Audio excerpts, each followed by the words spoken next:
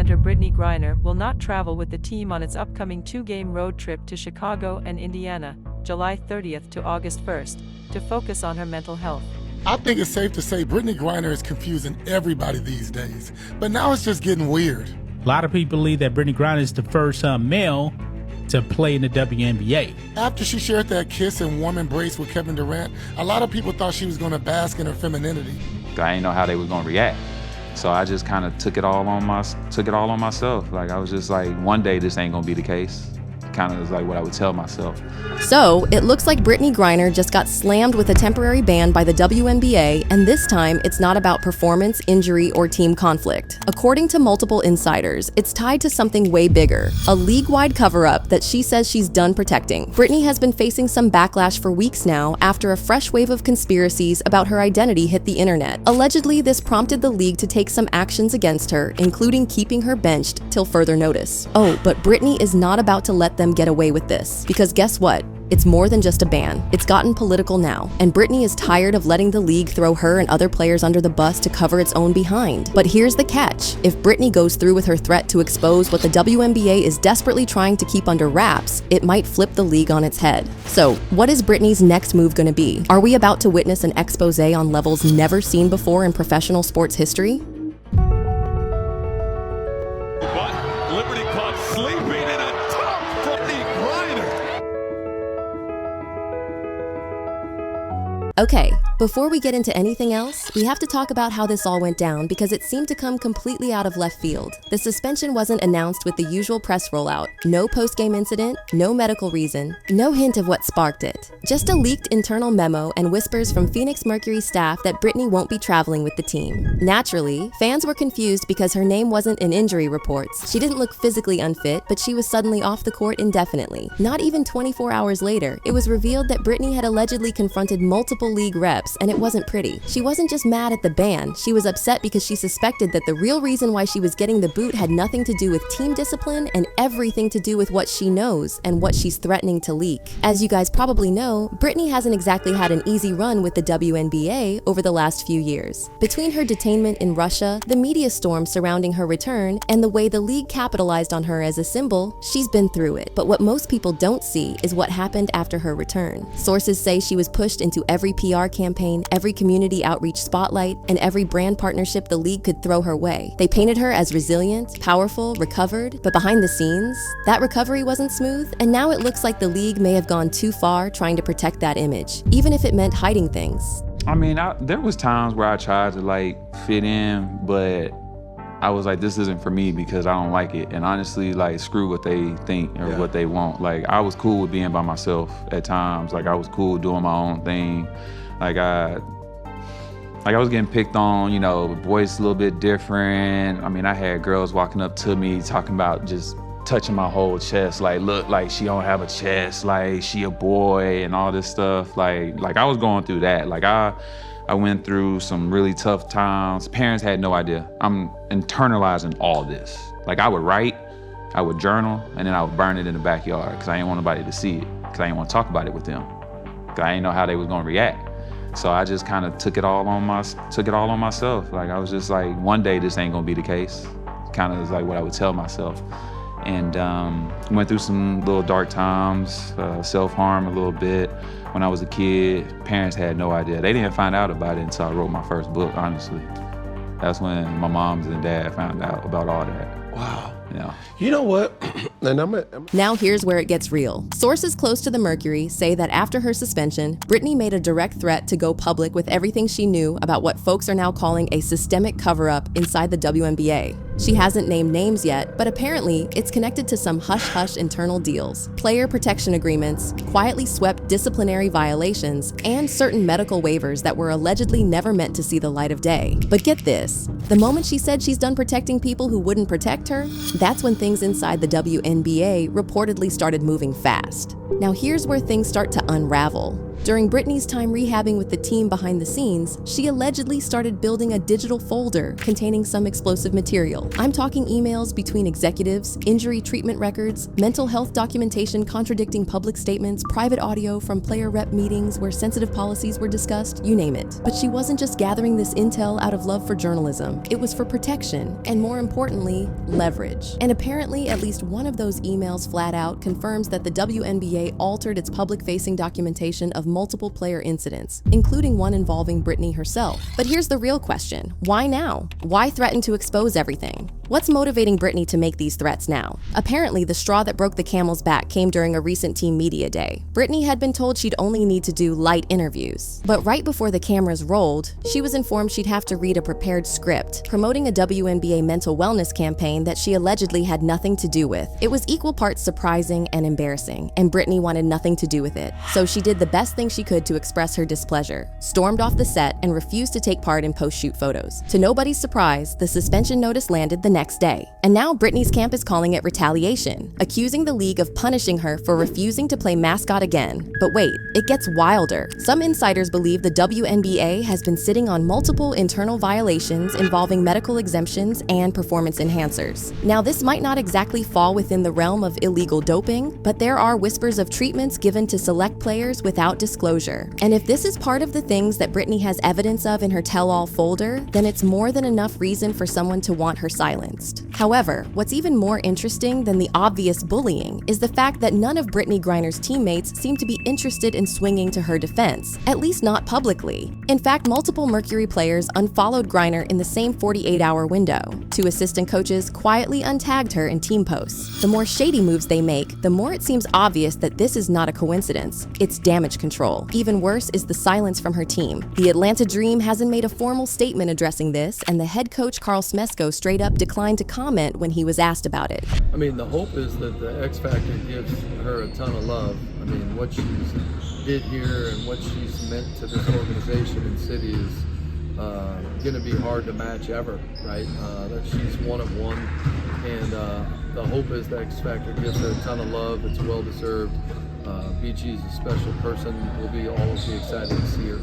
I mean, we all know the league has a terrible habit of throwing players under the bus when it has a PR crisis in its hands. But this is low even for them. You would think that at least somebody would be in Brittney's corner after everything she has done for the game. Unfortunately, the silence is deadening, and fans are picking up on every single little shady move that everyone is making. Multiple tweets are going viral with the same message. The league used Brittney for ratings and are now tossing her aside like she's toxic. That kind of online backlash isn't just bad optics, it puts pressure on every exec hiding behind this ban. But wait, let's backtrack a bit, because it gets even crazier when you take a step back and look at the big picture. After Brittney returned from Russia, the WNBA quickly pivoted from advocacy to monetization. They pushed her into press tours, corporate campaigns, and inspirational branding partnerships that seemed less about her and more about what she represented. The message was clear: look at how much we support our players. But in reality, a whole different thing was playing out. Brittney was forced back on the court before she felt ready, and this was on top of all the anxiety, trauma, and long-term health effects she was privately battling with because the league never let her have a full recovery. Say what you want about Brittney Griner, but it's downright unfair to expect a player to just jump back in right after going through something as traumatic as that just to get those sweet ticket sales coins. And now that she's pushing back, it's suddenly, oh, Brittney is ungrateful for everything the country has done for her. Even the media approach to Brittney these last few months has been very shady. Stephen A. Smith went on air and bashed Brittney for a comment where she supposedly complained about fans yelling during games.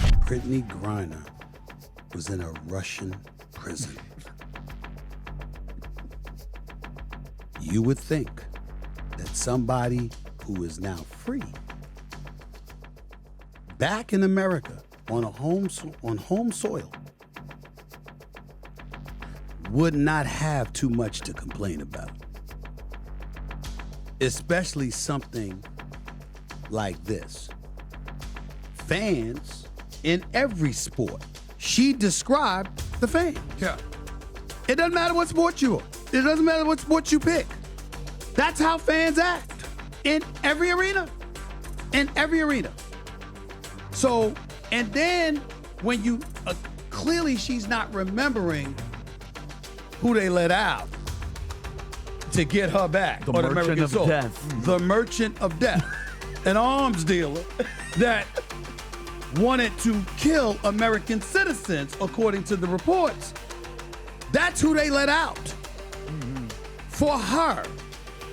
You would think that you would be smiling, you would be ecstatic, you would be happy, and something like this wouldn't faze you at all. The fact that it does is disturbing. I'll leave it at that. Except, as we all know now, the comment was a fake comment from a satirical account that famously posts things like that. You would think someone would have at least made the effort to verify quotes before saying them on a platform like that. Instead, it seemed like all the men in that interview were itching for a reason to bash Brittney, regardless of whether she was wrong or right. I mean, the way they went in on her here, there's no world where that's not shady. Now, here's where things take a darker turn. With all the pressure she's been facing, it goes without saying that Brittney is having a hard time privately. Sources close to her camp say she's not okay emotionally or physically. She's been battling migraines, fatigue, and PTSD-like symptoms from her detainment. But whenever she tried to take breaks, the league allegedly insisted on short rest windows due to sponsor obligations and media contracts. And when she requested access to a third-party therapist, one that was not WNBA affiliated, the request was denied because, well, they claimed to already have wellness resources in place. I'm in this room, I don't have anything.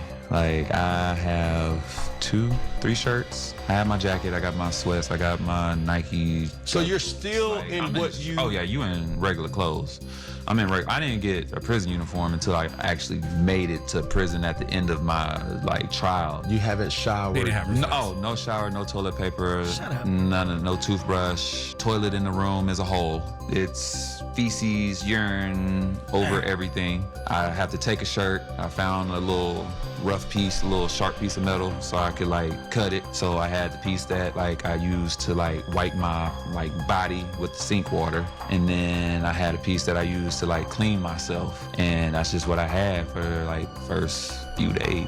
It was the nastiest I've ever felt and been in my life. But the angle to this that they probably weren't thinking about at the time is that if Brittney has evidence that the league blocked independent mental health care, that's not going to end well for everyone involved. But wait, it gets even shadier. Insiders say Brittney was offered an exit settlement weeks ago. This was allegedly a lump sum contract termination plus NDA in exchange for walking away from the league without going public. At the time, she didn't respond. But after the suspension hit, someone close to the situation says her attorney received a follow-up offer. Except this time, it came with a nice little hush money check and a line about protecting both parties' interests. That phrase alone says everything. Somebody doesn't just want her gone, they want her quiet. The scary part is that there are rumblings that if Brittney doesn't take the offer while it's on the table, she may be silenced in other ways that aren't so diplomatic. Meanwhile, league insiders say there's tension among execs too. Some are allegedly pushing for a quiet reinstatement with monitored media interaction. Basically, let her play again but restrict interviews. Others think she's a liability now, and that if they let her back in, she'll go rogue. And then there's a third camp, the ones who think she already has a plan to go public and she's already working with someone to get that folder of hers out there. What's interesting is that through all this, fans online aren't waiting for confirmation. Reddit threads are exploding. One user posted a timeline of WNBA scandals and noted how Griner's timeline suddenly syncs up with multiple mysterious injuries, quick PR shifts, and sudden trade rumors. Others are pulling up old footage, saying her interviews were always off. At the same time, there are multiple users chanting, "Protect Brittney Griner." One person wrote, "Protect Brittney Griner at all costs. That woman has a heart of gold." An interesting piece in the Washington Post out things into perspective, saying Brittney Griner needed her league to protect her and her mental state, not the priorities of stingy multimillionaires who don't want to pay for charter flights. But it didn't stop there. Brittney's supporters have been clamoring for a separate investigation into the league for its shady moves. Because even if Brittney gets to take the fall this time, it won't end with her. They'll just pick the next woman to use and discard, and the cycle continues. On the other hand, there have been some folks who believe Brittney is just playing victim and crying foul to distract people from the fact that she also has some major skeletons in her closet. I think it's safe to say Brittney Griner is confusing everybody these days, but now it's just getting weird. A lot of people believe that Brittney Griner is the first male to play in the WNBA. After she shared that kiss and warm embrace with Kevin Durant, a lot of people thought she was going to bask in her femininity, but then she goes and confuses the out of this reporter by saying this. I think there's probably one other job that you're about to get into that is really hard and really scary. You're about to be a mom. How is that feeling? Pops. Oh, let me get it together. About to be a pops. please. One person went off on Twitter saying, "When will the WNBA ban Brittney Griner from playing against women? This is the greatest scandal ever perpetrated on women's basketball. Besides impregnating his wife, Griner's resurfaced video left no room to question her gender. He is a man acting like a woman." They then attached these photos as proof of their stance on this whole thing. Now here's the part the league doesn't want to admit. If Brittney is threatening to release that folder, the league has two options: shut her down legally or give her something big enough to stay quiet. But the longer they wait, the worse it gets, because the story's already out. Fans are asking questions, journalists are sniffing around. And if she drops even one receipt, one email, one clip, one confirmation, then it's not just her story anymore. It becomes something way bigger than her, something that could tank the league's legacy. So now here's the real question. Why would someone like Brittney Griner, a face of the league, a survivor, a player who stood for everything the WNBA wanted to showcase, be silenced this hard, this fast, unless what she's threatening to reveal is actually that dangerous? Unless the folder isn't just about her? Unless it includes names, deals, and protections that would change how people see the entire WNBA? And if that's the case, then we haven't seen the peak of this scandal yet.